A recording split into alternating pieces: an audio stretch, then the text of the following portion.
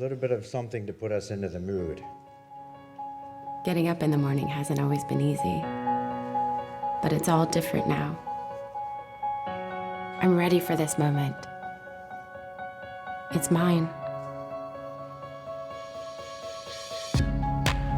When I was a kid, I used to run everywhere.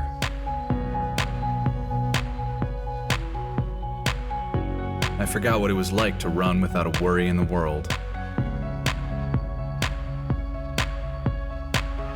Running is like meditation for me. It keeps me going. Even though it's tough at times.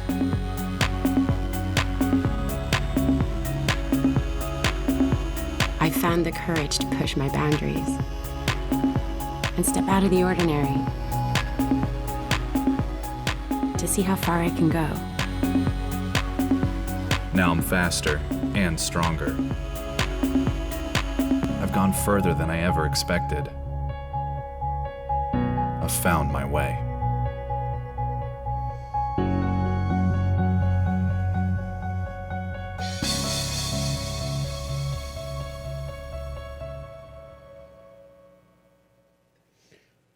Hello and good morning. My name is Marco Suvilakso. I'm the Group Product Director for Polar, and I'm very, very happy to be here with you today. Before I get started, I wanted to ask you, how many of you are familiar with Polar? Okay, so it makes sense for me to be here because many of you don't know very much about Polar, so happy to be here. Okay, so my presentation, what we're going to talk a little bit about is the history of Polar, where we came from, where we are today, and what are some of the things that we're doing to achieve success, and then share a few thoughts about where we're going in the future. Interspersed within this presentation is a little bit about the structure of our company and some of the other areas, how we're set up and what we consider to be important. So this history of Polar begins in 1977, when the founder of the company, who was a professor at the local university, an electronics professor, he was on a ski trail, and he met up with a friend of his who was a skiing coach. And this coach and the professor, Seppo Sannekangas is his name, they were discussing, and the coach said, you know, it would be amazing if there was some way to be able to monitor the heart rate of athletes as they train without having to stop and measure your heart rate, count 15 seconds, multiply by 4, because that's just not an effective way to train efficiently. So in 1977, that's when the professor got inspired to try to find a solution to a problem, how to take the technology to actually help to solve a problem that the real world coaches were having. And by 1982, he was able to, Polar launched its very first heart rate monitor device. This was a device where you wear a strap on your chest and it transmits your heart rate to a wrist watch, digital watch interface like this. That was the world's very first mobile or ambulatory heart rate monitor for athletes and fitness people. And it wasn't just one device, but you could say it was also the birth of the category, the fitness tech category, the very world's first tech wearable type of device for fitness. So that was back in 1982 was when the very first device was launched commercially, and I'll show you some images of that a little bit later. So from that point, instantly, top athletes, Olympians, world-breaking athletes, Tour de France winners, were wanting to use this Polar technology to be able to train more effectively. And that was really in the 80s what happened was the top of the pyramid just took Polar technology to use for endurance sports. And then slowly all the people that were at the next level lower, everybody was looking up and saying, what are you doing to break those world records? What are you doing to win the gold medals in the Olympics? What type of technology, training techniques, what are you doing? And Polar was a key part of that story. So as that happened, we started to move down to the different tiers to broader groups of fitness and sports enthusiasts. And throughout the years, since that point, we've always been innovating. We've wanted to take the category forward. And I've picked some examples throughout the history. There's many more, but for the sake of time, we just selected some highlights from where we've taken some firsts in the category. So this is one of the earliest versions. This is from 1984, the sports tester. And this was a digital watch type of device, but it already had a computer interface for downloading the training data after and being able to do deeper analysis on a computer interface. You can see from the design that this was most likely designed by an engineer and not by a designer. In 1990, Polar launched the very first bike computer that integrated heart rate as well. In 2007, we launched our very first activity monitor, not our step counter, an activity monitor. We were, I think, sorry to say, but too far ahead of the rest of the market. Too many people confused our activity monitors with pedometers, for example, that are used by typically older people. This had a lot of unique innovation in there. It had this avatar character who would show which activity zone you were moving in, whether you were moving slowly or in higher intensity activities. It also gave activity guidance. When Nike launched the Nike Fuel Band in about 2013, that's when I think with that marketing muscle, they were able to actually help the category of activity monitoring take to a new level. And that's where actually we kind of came back to the market at a later phase with new technology. In 2013, now we're leaping forward, we launched the very first activity monitor called the Loop that integrated heart rate and inactivity alerts. Does anybody know what the new smoking is nowadays? Sitting. If you sit for more than 1 hour, it tends to put pressure on your internal organs, increases the, let's say, disease risk quite dramatically. So we had this type of feature that gives you a warning if you've been sitting or inactive for too long. It reminds you to get up, move around, open up your stance to be able to get your organs moving and the circulation improved. And we also added heart rate to that. In 2014, we launched the V800, which was the very first device that took GPS, heart rate tracking, and activity tracking, and then combined it all for elite level athletes. Because up until this point, most athletes were tracking very closely what they're doing while they're training. But it's actually very important what you're doing when you're not training. How well are you sleeping? You know, for example, these types of things are very much affecting your performance. And now this year we actually have transitioned even further into first cloud services where we've launched a system called the Polar Flow for Coach. And what this does is it allows coaches and personal trainers to interface through the web and manage their end customer, their clients and athletes, to become more effective. We have a lot of personal trainers in our company. We have a lot of top-level coaches, and we've been analyzing very quite carefully how do coaches and athletes, how do personal trainers and fitness people interact. Too often it's just about text message, email, telephone, not very efficient. So what we did was we created a system where the coach can design training interface, see what the client is doing with the training calendar, analyze their training. The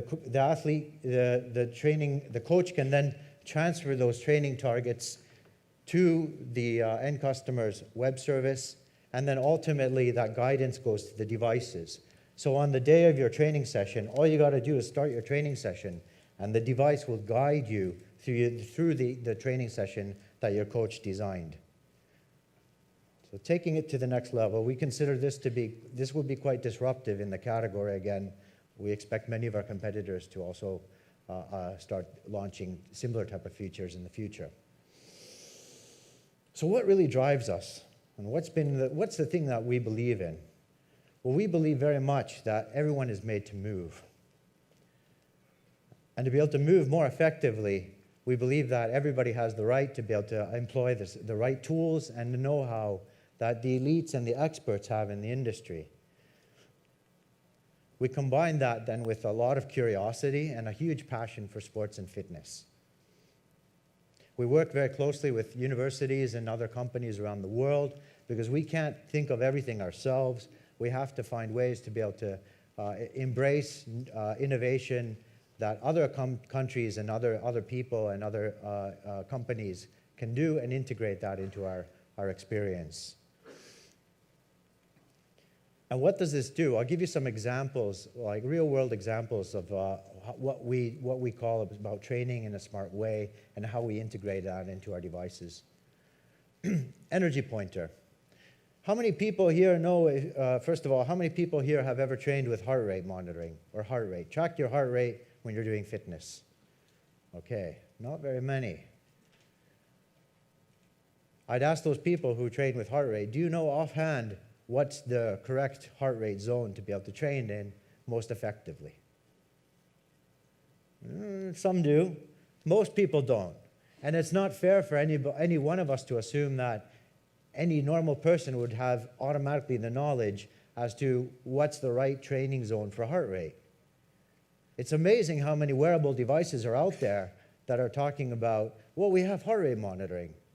The big question is, what do you do with that heart rate monitoring? What kind of actionable information does that heart rate monitoring give you? Yeah, it shows you your heart rate.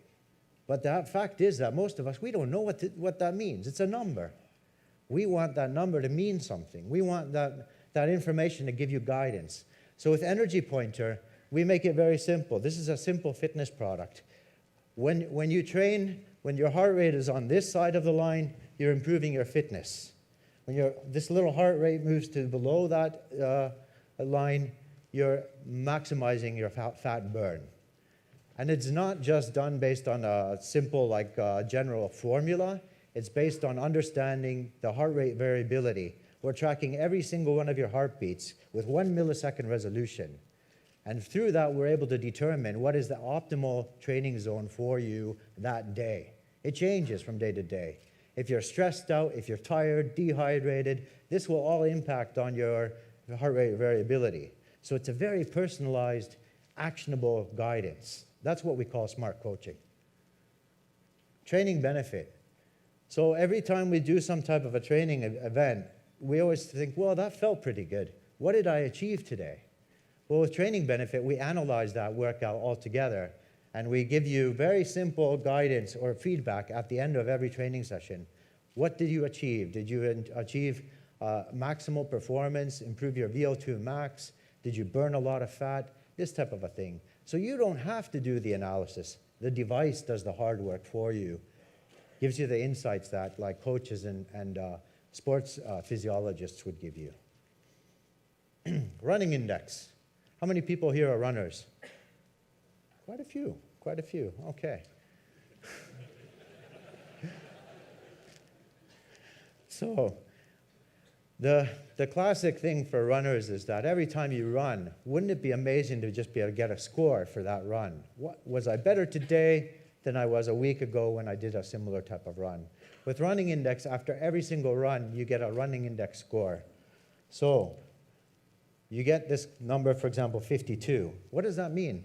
Well, if I was able to go out and run a 5K run, it would let me be able to run a 23-minute run. That's what my fitness level is at as a runner. If I was to run a half marathon, my capability is at 144. A lot of runners who are especially training for their first event, they have no idea what their capability is. How fit are they? With running index, we take away the guesswork. We know what your maximum heart rate is. We know how hard your body is working to achieve the speed and the distance that you achieved during that run. We factor in your altitude if you're climbing or going downhill. We take away that, and we just give you a simple number. And the fact is, when I'm not running for very long, my running index drops to about 44. But then when I start to train more effectively, it can go up to 56, 58, this type of a thing. It also helps me to understand that if I change my technique, I can actually improve my running index. If I can dress more appropriately for the weather, my running index again can go up. So again, taking away the guesswork, making people feel confident, and feel good about what they're achieving. The activity goal. How many people here use activity monitoring devices? Really? That few? I don't know. I mean, you saw Pankaj's presentation earlier. It's a pretty big category. A lot of people are tracking activity. What we realize is that most people don't know what is the right dosage of activity for them every day. That's okay. That's all right. But what we did was, with polar devices, with activity goal, we understand what your age is, what your sex is, what your body weight is, your basic activity level, whether you're working or sitting during your day.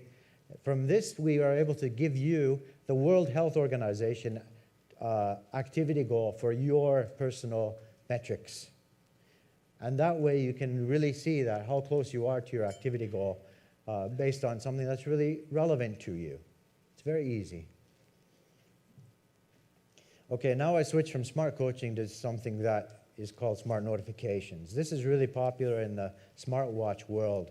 So what I wanted to say is there's a lot of smartwatches out there that are kind of generic smartwatches that do some sports stuff, kind of dabble with it. We've also integrated smart notifications as some examples, first examples of certain smartwatch features that we're integrating into our devices.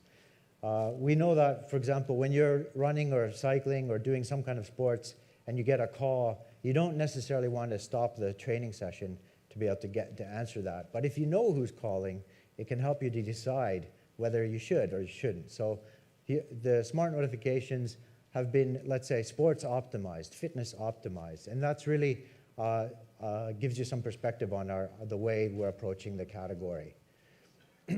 So we do, you could say arguably we've been doing smartwatches for a very long time, but now we're integrating some of these more generic smartwatch features. Design process has been a very, very important part of Polar's success. From the design process, that means it's really about making beautiful products that look great and people want to wear and use on their bicycles, and et cetera. And we're looking across the different categories, and those are influencing our designers to come up with good design. They're looking at the automotive industry, they're looking even at the furniture industry, to really make sure that we create designs that are attractive and that are also functional and are also, how do I say, functional, highly functional. Let's skip over here too. And when we get the design part right, we're able to really get the right combination of functionality, comfort, and then attractive looks. And you can see we've been winning some awards quite recently with a lot of our newer products in the design side. So we make devices, and originally we were a heart rate monitor company, but we are now more, let's say, we consider ourselves a smart coaching company.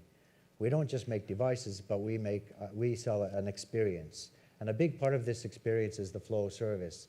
It's a new web service that allows for the end customers to interface and use their, to connect their devices and do an analysis and be able to see and understand better visualization of their training data.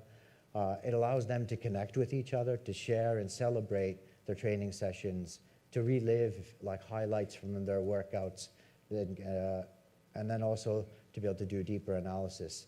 That said, also the Flow service is connecting to many other companies and other services as well to be able to give a broader experience.